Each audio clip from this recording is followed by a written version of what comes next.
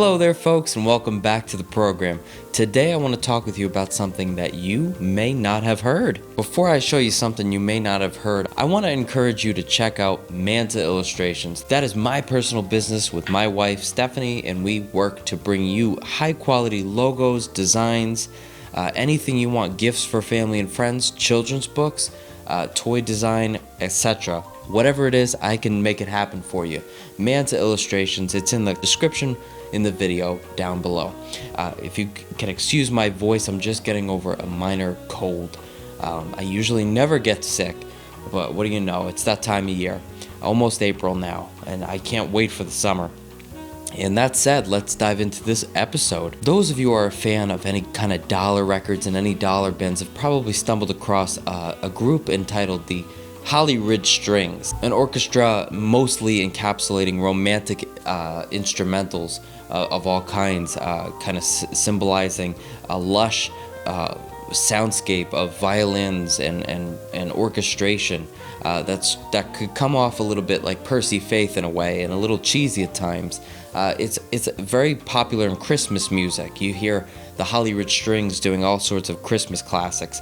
But if you're a Beatles fan, you've heard of the Beatles songbook, romantic instrumentals on Capitol Records from 1964. This is a mono pressing of this dollar record. I probably found it in the dollar bin, and it's just the kind of thing to put on in the background if you want to set the mood and kind of inspire yourself a little bit while you're working. This episode of Have You Heard starts with me and my wife entering the Brian Wilson show. We had front row seats and were there early in Connecticut that day.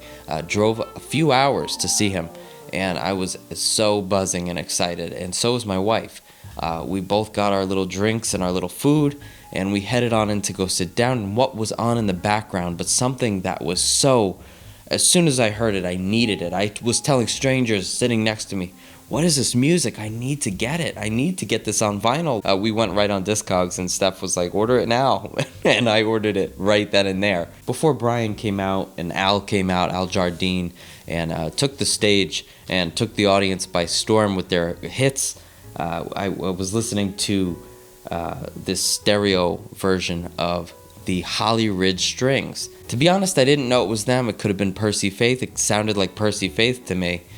In his kind of style of orchestration, so I had to look it up. I Shazammed it. I use Shazam.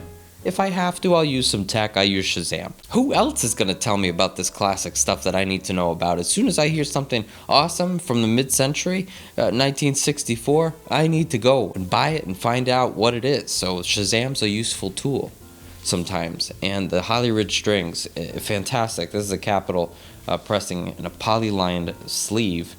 Just the Capitol rainbow, no big surprises. The Capitol rainbow on side A and B. This piece, of course, came from Discogs. I ordered it the night I saw Brian Wilson, and it comes with the original inner sleeve. Pretty cool. Shows you all the different artists. And this is arranged by Stu Phillips in 1964. What I love about this is they tackle some deeper tracks. And when I heard it in that theater, this was a rather big theater I was hearing this in, and for some reason for me to hear that music with the reverb of the room echoing through this big room really got me inspired, really got me going. It's like hearing theme park music in an empty theme park. There's something eerie, mysterious, and kind of goes with the mystique of this great music that I'm about to hear. I'm getting ready with this kind of schmaltzy romantic instrumental versions of these Beach Boys tunes, and they don't do your typical stuff right off the bat. This is a volume 1, which tackles kind of the early stuff, the mid 60s, early 60s stuff, and I like that Don't Worry Baby and She Knows Me Too Well. She Knows Me Too Well is a lesser known kind of Beach Boys hit to those who are fans. And they do things like The Warmth of the Sun. Can't get enough of that tune in any kind of way you want to play it. The chords and the way that is structured gets me every time, no matter how it is played in a cover version. Girls on the Beach, a tune that is a tune that makes you just want to cry when you hear it, because it's like, geez, their harmony Their harmony gets you crying on some of that stuff. Of course, we got things like Fun, Fun, Fun, Surfin' USA, and In My Room on here as well, of course. But the tracks don't stop there. We've also got Wendy on here, a little bit of Little Saint Nick. I think that they love doing any kind of Christmas stuff, because that's kind of how the Hollyridge Strings are known for a lot of people, again, in Christmas music that you find to put on at parties and things like that in the background, or in department stores at the time. So there I ask you, have you heard this? If you haven't heard this and you're a huge Beach Boys fan, you need to listen to this stuff even as you work. Though it's not overly peppy and it's not going to get you going for the day, it is something to admire, especially before a show. I love whoever chose to do that, had that happen, because they didn't need anything before the show. We didn't need anything on in the background before Brian took the stage with Al. We didn't need that, but the fact that whoever thought to do that is just the detail that adds so much to the show for me. It was a fantastic thing to hear. And the little detail made up for the fact that I wasn't able to get my Pet Sounds original pressing signed because of COVID. Brian and Al were not doing any kind of meet and greets. I couldn't believe I was there. And that made all the difference. In 1967, 2 years after this original one, is the Volume 2, which includes things like, Good Vibrations, God Only Knows, California Girls, those kind of hits that were later on in the catalog, later in the 60s. The Hollyridge Strings had to cover it, and they do excellent jobs of it. Their Good Vibrations is nowhere near the best I've heard, but he does a great job of it. This is arranged and conducted by a different person, by Perry Botkin Jr. and Mort Garson, rather than Stu Phillips, who I think did a much better job. Stu Phillips. You've got Surfer Girl, Little Do Scoop, Help Me Rhonda, all of those hits that you really, really do know about the Beach Boys when you hear them. And what's this on? Capitol Rainbow Label again. What do you know? Nothing too special.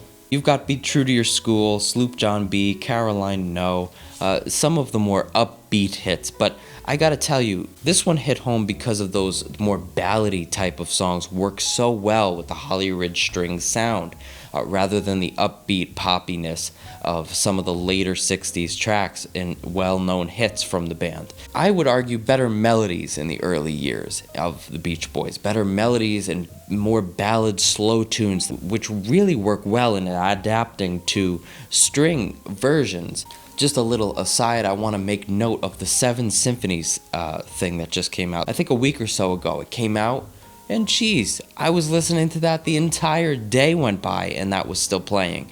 It's 7 whole symphonies based on all of the Beach Boys music, loosely based on movements from the Beach Boys catalog, and it's sensational. And it beats the Hollyridge Strings. But I gotta admit, there's something really charming about these renditions of the songs rather than the Seven Symphonies version. But do check that out. It's only on Spotify as all I know.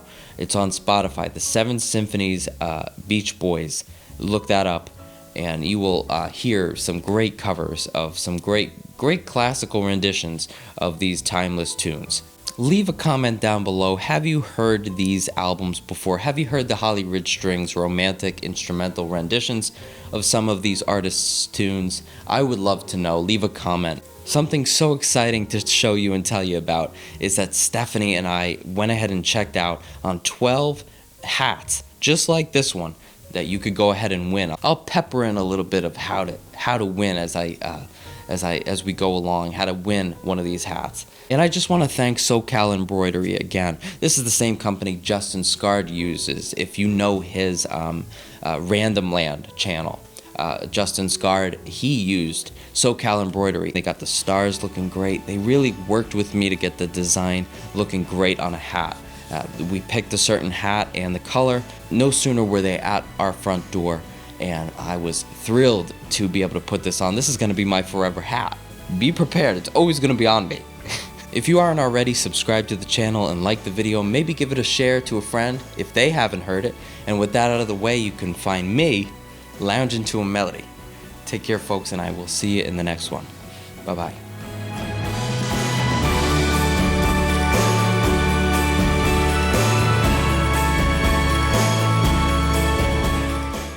thank you folks for tuning into this episode. If you do feel so inclined as to follow me on social media, you may gladly do so at Manza Media Art and Manza Media on every other platform. If you like prints, I've got an Etsy shop where you can see some of my original artwork and fan artwork. I'll catch you folks on the next episode of Manza Media.